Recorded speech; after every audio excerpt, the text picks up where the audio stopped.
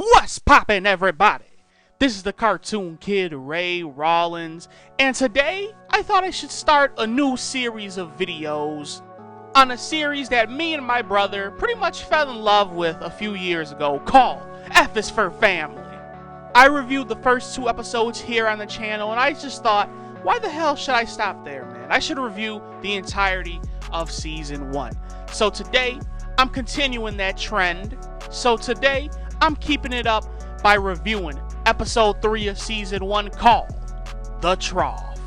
If you've been watching me for a while, you already know how this is gonna go. Before I start breaking that episode down, I'm gonna have to give y'all that episode breakdown. This episode starts off with our favorite father homie of the series, Mr. Frank Murphy, receiving a call on a Sunday afternoon, mind you, from Kevin's school, and they tell him, yo, Kevin hasn't been doing all his history assignments. He's pretty much gonna fail the course. So Frank gets mad as hell because Kevin was telling him that he was studying and all that good stuff, you know, doing all the basic teenage lying bullshit that every teenager has done, including myself. So in a way to get Kevin back, Frank says, yo, you know what? I told you I was gonna take you to the football game, but you know what? I'm gonna take your little brother Bill instead of you. You better finish all these damn history assignments before I get home, or I'm gonna put you through the fucking wall, okay? So as Kevin's at the house getting ready to do his own thing, the mom Susan and the daughter Maureen basically have a day of shopping planned at the mall. In the end, Kevin is left to his own devices at the crib. Susan and Maureen are at the mall shopping, where they basically run into this extremely over-talkative wife, mom, whatever the fuck you want to call this bitch, who just can't shut the fuck up. And Frank and Bill have the biggest adventure of everyone, obviously, where they go to the whole football game, where Frank meets the CEO of Mohegan Airlines, Mr. Roger Dunbarton, at least I think that's his name, and Frank basically gets hit with an ultimatum: either side with the company and force or convince your employees rather not to go on strike, or pick the side of the employees, aka his best friends, and take on the company to get better working conditions. Long story short. So that was somewhat of a extensive summary of the episode. Let's get to breaking this bad boy down. Rewatching this bad boy today, I thought to myself, it's like, man, it's pretty cool how this 25 to 30 minute episode just covers the entire family. Obviously, we're going to focus heavily on what Frank's going through because, hell, he's the main character, man. But the main thing that I picked up in this episode, as well as the other 2, but I just really saw it today when going throughout this episode, is that the writers made sure to give everyone their little piece of screen time, which isn't a thing most shows do. I mean, they try to do their best with it, but I feel like this series has figured out the perfect formula to make that happen for everybody. And you'll see what I mean by that once I start diving into the plots in deeper detail. Another thing that I always keep forgetting each time I watch a new episode is that this shit takes place in the 1970s, okay? This cartoon is supposed to be a show that's focused around Bill Burr's childhood. And the reason why I'm saying this is because some of the jokes in this episode just really made me think, it's like, man, I can't see this shit being said in 2020 or 2021 or even, I want to say 2015 or 16 when this first season really came out. And I'll touch on that a little bit more, obviously, when I start talking about the plots and whatnot. But with all that being said, there's my first impressions. Let's start talking about the stories, man. First thing I want to talk about is our little teenage homie, Kevin. Listen, man, I know we all been there. I kind of was there myself, but it wasn't in high school. It was like 6th grade, where I didn't give a fuck about school. Kevin, obviously, has that teenager mentality where he's like, fuck school. Why the hell do we gotta learn about history? Man, I'm not even trying to be worried about this shit.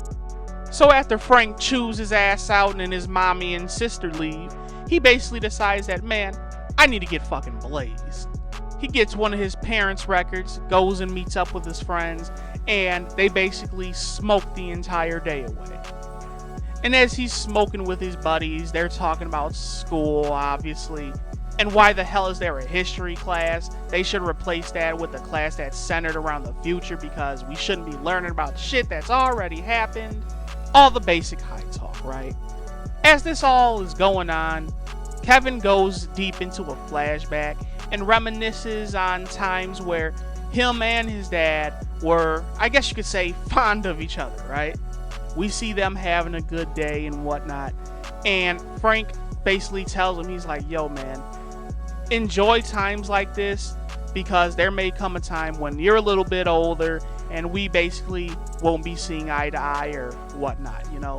And this causes Kevin to think like, man, I gotta get my shit straight. As this thought creeps into his head, the police shows up to bust up the party, and everyone basically ends up running away. Kevin ends up forgetting his dad's record. He goes back to go get it, and he almost gets busted by the police.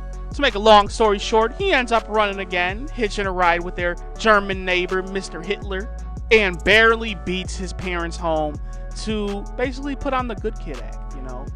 One thing that I like about this scenario is that most teenagers, man, especially like in Kevin's shoes, they're kids who aren't performing very well in school, and they have a lot of conflict with their parents. And what I really like about this scenario is that Kevin basically realized, like, man, you know, my dad doesn't hate me, which is something that most teenagers, I guess you could say, don't realize. Maybe they do, maybe they don't. I was lucky enough to never have that type of conflict with my parents.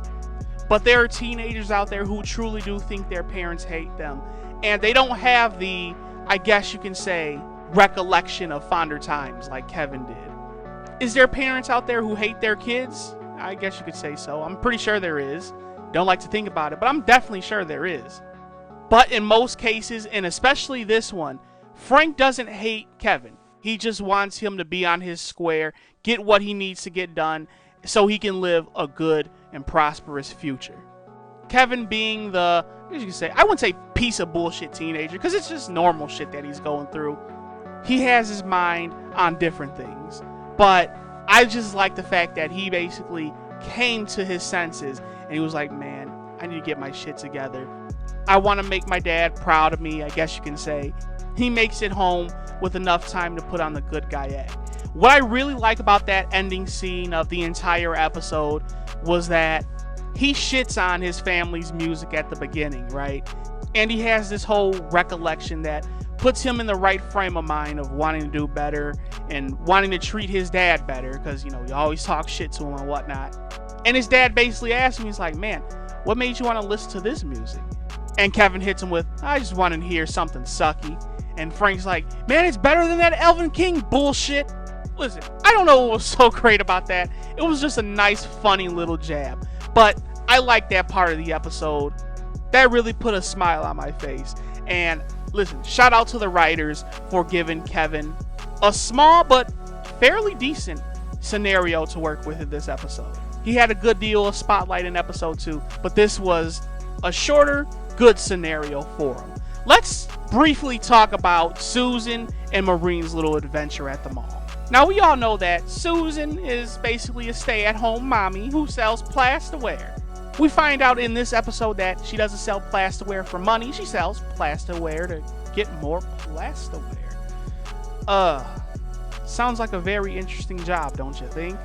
Anyway, as Susan and Maureen are heading to the mall, Maureen basically asks her mom, she's like, yo, why does dad say that women aren't supposed to work? They're supposed to stay home and, you know, basically be homemakers. And this is where I get my first reminder of the episode that we're in 1970s America, where women aren't as independent as they are in, obviously, 2020 or, as I said, 2015 or 2016 when this season came out. From the previous 2 episodes, we know that Susan tries to put on the whole front that she loves her life, when in all reality, she doesn't. She hates it. As she's in the mall with Maureen, they run into this lady from the neighborhood, I'm guessing. And this lady basically needs to vent about her life and how horrible it is. Susan doesn't want to have this conversation, but she just can't tell her no. Like, I can't talk right now. She can't be blunt. Listen, if I don't want to talk to you, I can let that shit be known. I will let that shit be known. I'm like, listen, ho, I'm not trying to have a whole conversation with you about your shitty life. I got shit to do. I obviously wouldn't be that much of a dickhead about it, but if you're not down to have any conversations with anyone, you shouldn't be forced to stand there and talk to them for hours on end about their shitty life, because that's going to ruin your day. That's where Susan fucked up in this situation. To sum this whole scenario up, Susan sits there for, as I said, hours on end talking to this woman, listening to how shitty her life is, and she basically tells her that, yo, you're not the only one with a shitty life, okay? I have a shitty life too. Sometimes I wish I didn't get married. My husband and kids can be pieces of shit at times. I hate the job that I do. I don't sell plasterware because I love it. Sometimes I cry in the motherfucking plasterware because I'm a sad sack of shit. Okay, she didn't say that. But she did say, outside of being a wife and a mother, she has nothing going with her outside of that for her life. And this lady, I can't remember her name to save my fucking life, basically tells her, shit, it's not all about you, Susan, and walks away on her. This little plot line wasn't the best part of the episode, obviously, you know. I think the storyline with Kevin was a lot better than this. But listen, at least Susan and Maureen got a little bit of screen time, and we get a little bit of development in Susan's storyline. It wasn't the best, obviously, but you know, it was alright. But let's talk about the big enchilada of the episode, and that is the plot line with good old Frank Murphy and his little son Bill. Frank obviously wants to show Bill the time of his life for today. This is Bill's first time going to a football game, and when they get to the ballpark and sit in their seats, Bill is pretty much at awe at the good view that they have of the ballpark, saying that he can see the ashes coming off the quarterback's cigarette, and he thinks that this is going to be an absolutely fantastic day. But what do you know, man? Here comes good old Roger Dunbarton. I hope I'm saying that name right. Dunbar. You guys know who the fuck I'm talking about. The CEO of Mohegan Airlines. And the CEO, homie, basically tells Frank, move your meat because you're sitting in my seat. Frank, at this point, doesn't know that this is the CEO, and he basically starts to backtalk the guy. When he finds out it's the CEO, however, he starts singing a different tune. He gets up, gives the guy his seat, and what do you know, man? The whole great day that he wants to show his son at the ballpark turns into an all-day cocksucking fest where he tries to please the CEO in every which way imaginable. And this is where he gets hit with that ultimatum of, yo, you either side with the company or you side with your friends. You gotta pick one. But let's talk about Bill, man, because this is supposed to be his storyline too. The CEO essentially fucks up the whole day for everybody by acting like the biggest asshole that he can, spilling our little homie Bill's soda, screaming and shouting like a madman, and getting drunk off his ass. And Frank was pretty much on the same type of run. He got drunk off his ass, figuratively sucking this guy's cock, and being the biggest pussy that he can be in front of his son. The most hilarious part, though, of this storyline is when Bill had to go to the bathroom, and he wasn't aware of the sight he was going to get in the men's bathroom. So, our CEO homie's wife basically volunteers to take him to the bathroom. And what I like about this is CEO basically tells her, yo, don't plan on getting a hot dog. You're getting too fat. I'm going to have to cut you off. Like I said, he's being the biggest asshole that he possibly could be. She ends up getting a hot dog anyway, scarfs it down as Bill's going to the bathroom. Bill goes in that bitch and he sees nothing but fucking men ass, balls. And he's like, ooh. I don't know so much about this. There's this big ass trough that they piss into, and he walks up and he's getting ready to piss in it himself before somebody just pukes right in front of him. He just sees shit just bloop right into the motherfucking thing. He's just like, oh man, what the fuck did I get into? This essentially gives Bill a fear of using public bathrooms, which, you know, is rightfully so. It should be that way. I've never came close to experiencing such a scary, hideous sight ever in my life, but you will never, ever get me to use a public bathroom. And that kind of intensified it a little bit. Hey, it's a cartoon, but I'm sure that shit's happened back in the 70s. Can't see that shit happening now, but you know, yeah. As Bill and Frank are on their way home, Frank's little, I guess you could say, run-down piece of shit ass car breaks down in an all-black neighborhood. Remember, 1970s. Frank is an Irish white dad in an all-black neighborhood. Bill's like, hey, I just remember seeing a gas station a few blocks back. Frank basically tells him, are you out of your fucking mind? Walking 5 blocks in this neighborhood is like walking 1,000 blocks in our neighborhood. Basically shitting all over his idea. Rosie, a guy who works at the airport, he's a black dude, invites Frank into a bar where he shelters him from the environment, essentially. Rosie assures everyone that Frank's cool, he's a good dude, and regales the whole bar about stories when Frank basically saved his ass at the airport a few times, making Frank look like the good guy. In the midst of their conversation, Bill tells Rosie and everyone else that Frank got tickets, company tickets, mind you, to the ball game where he was yucking it up with the CEO, which kind of shakes Rosie up a little bit. He's like, oh man, oh shit, you're buddies with the CEO. Are you on our side or are you on their side? And a little bit later on, Rosie sees a clip of him that happened earlier on in the episode where this white man was basically pretending to be black in, once again, 1970s America, and he was basically asking Frank for help with his screwed up car. He's approaching Frank, and Frank's like, I have a family, don't kill me, and just takes off on his ass. And mind you, this black dude isn't approaching Frank in a threatening manner, I guess you can say, but this really makes Rosie think like, man, no matter how long you think you know a person, you don't truly know their true colors. Essentially, he has the idea that Frank's a racist who, as we know earlier, has a good possibility of becoming a corporate man and working with the corporation. Let's get down into the review of the episode, man. I got to say, man, all storylines were decent. Like I said, the Susan and Maureen storyline wasn't all that. But you do see Susan progress a little bit in her character of making the sadness of her life public. It wasn't anything too major, but it was a little development nonetheless. She's starting to come to terms with how shitty her life is, which kind of really makes me think, we're in season 4 of F is for Family right now. I purposely held off on watching seasons 2 and 3 because I want to binge watch the shit, man. There's no more disappointing feeling of when you find a good show and they only have maybe 1 season out and you catch up with it and you're like, damn, I wish there was more.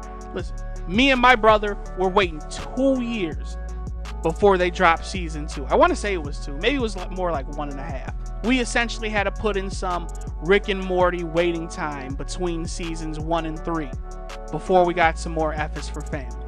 But I do plan on catching up with that. I said all that to say, though, that perhaps maybe Frank and Susan could go through some divorce struggles in the next few seasons. Who knows? I haven't seen it, honestly, but I'll be shocked if that's true. That really does happen. It could happen, though. But yeah, she basically comes to terms that her life isn't shit. And she shown a little growth in her character by admitting that publicly to some lady who, once again, I don't even remember her fucking name. It probably doesn't even matter anyway.